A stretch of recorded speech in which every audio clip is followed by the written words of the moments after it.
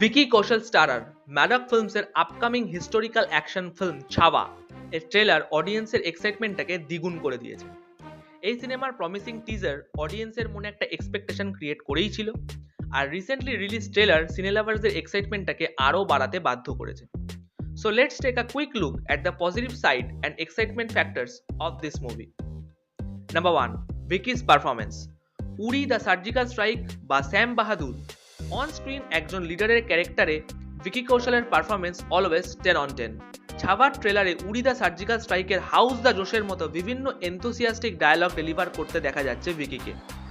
এছাড়াও as you all know, Vicky যে কোনো ক্যারেক্টারকে অন স্ক্রিন এমনভাবে নিজের মধ্যে ফুটিয়ে তোলেন যেন সত্যি করে তিনি ওই ক্যারেক্টারটা হয়ে উঠেছেন। ফর এক্সাম্পল সর্দার উধাম সিং বা ফিল্ড মার্শাল স্যাম মানেকশ।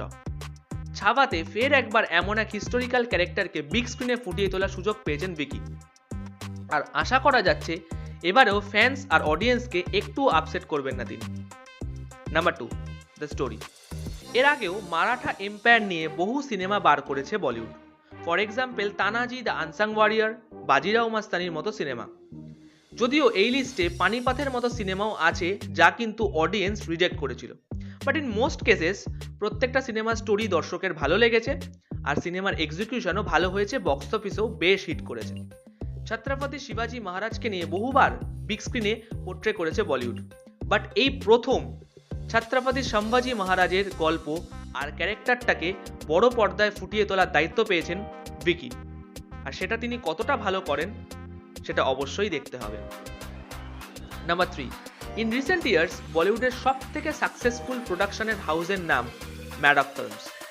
মিমির মতো কমেডি ড্রামাই হোক, বা স্ত্রীর মতো হরর কমেডি, কিংবা তেরি বাতোঁ মে ऐसा উলঝা জিয়ার মতো সায়েন্স ফিকশন রমকম মুভি, প্রত্যেকটা ক্ষেত্রেই অডিয়েন্সের মন জয় করেছে দীনেশ বিজানের প্রোডাকশন। ছাওয়া দিয়ে ফার্স্ট টাইম হিস্টোরিক্যাল অ্যাকশন ফিল্মের জনরে এক্সপ্লোর করবে Maddox films. The trailer was promising, তাই এই সিনেমাটাও ম্যাডকের ট্র্যাক রেকর্ড অক্ষত রাখবে বলেই মনে হচ্ছে। নাম্বার 4, আ ভিজুয়াল স্পেকটাকেল। টিজার বা ট্রেলার আমরা কিছু গ্র্যান্ড ব্যাটল সিকোয়েন্স দেখতে পেয়েছি। বাহুবলীর পর এমন এই ধরনের শর্ট ব্যাটল সিকোয়েন্স বিগ স্ক্রিনে ফুটিয়ে তোলাটা প্রত্যেকটা ডিরেক্টরস আর অ্যাকশন ডিরেক্টরসদের কাছে ভীষণ চ্যালেঞ্জিং হয়ে গেছে, কারণ অডিয়েন্স ঘুরে ফিরে এমন অ্যাকশন সিকোয়েন্সগুলোকে বাহুবলীর সাথেই কম্পেয়ার করে। বাট ভিকি কৌশল স্টারার এই সিনেমার ট্রেলারে এমন কিছু ইমপ্রেসিভ ভিজুয়ালস, গ্র্যান্ড সেটস আর গ্র্যান্ড ব্যাটল সিকোয়েন্স দেখা গেছে যেগুলো যথেষ্ট আই ক্যাচিং মনে হয়েছে। ওম রাউত আদিপুরুষ বানিয়ে ক্লেম করেছিলেন যে এটা মোবাইল, ল্যাপটপ বা ট্যাবে দেখার সিনেমা নয়, বিগ স্ক্রিন এক্সপিরিয়েন্স করার সিনেমা। আই থিঙ্ক ওই স্টেটমেন্টটা ছাওয়ার ক্ষেত্রে কমপ্লিটলি সুইটেবল। নাম্বার 5, অক্ষয় খান্নার performance. Last but of course not the least, থিয়েটারে ছাওয়া দেখতে যাওয়ার আরও একটা রিজন হবে অক্ষয় খান্নাকে অ্যাজ অরঙ্গজেব ক্যারেক্টারে দেখা। ম্যাডক যখন অক্ষয়ের ফার্স্ট লুক রিলিজ করেছিল তখন হি ওয়াজ কমপ্লিটলি আনরেকগনাইজেবল। ট্রেলারেও তার ডায়ালগ ডেলিভারি আর অ্যাক্টিং ইন্টেন্সিটি আমরা দেখতে পেয়েছি। হামরাজ, রেস, দিওয়ানগি বা ডিশুমের মতো সিনেমাতে এর আগেও তাকে নেগেটিভ রোল প্লে করতে দেখা গেছে, and he delivered 10 on 10 performance in each of them, but this time it was something else.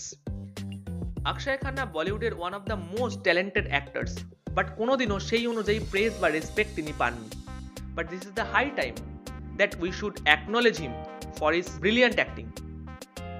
14 ফেব্রুয়ারি যেখানে মানুষ লিটারালি রোমান্টিক ফিল্মস টার্গেট করে, সেখানে ম্যাডক ফিল্মস ছাওয়ার মতো একটা হিস্টোরিক্যাল অ্যাকশন ফিল্ম রিলিজ করে একটা বোল্ড স্টেপ নিয়েছে। আপনারা এই সিনেমা দেখতে হলে যাচ্ছেন তো? আমরা তো যাচ্ছি। Do let us know in the comment section. Don't forget to subscribe for day-to-day spicy film updates.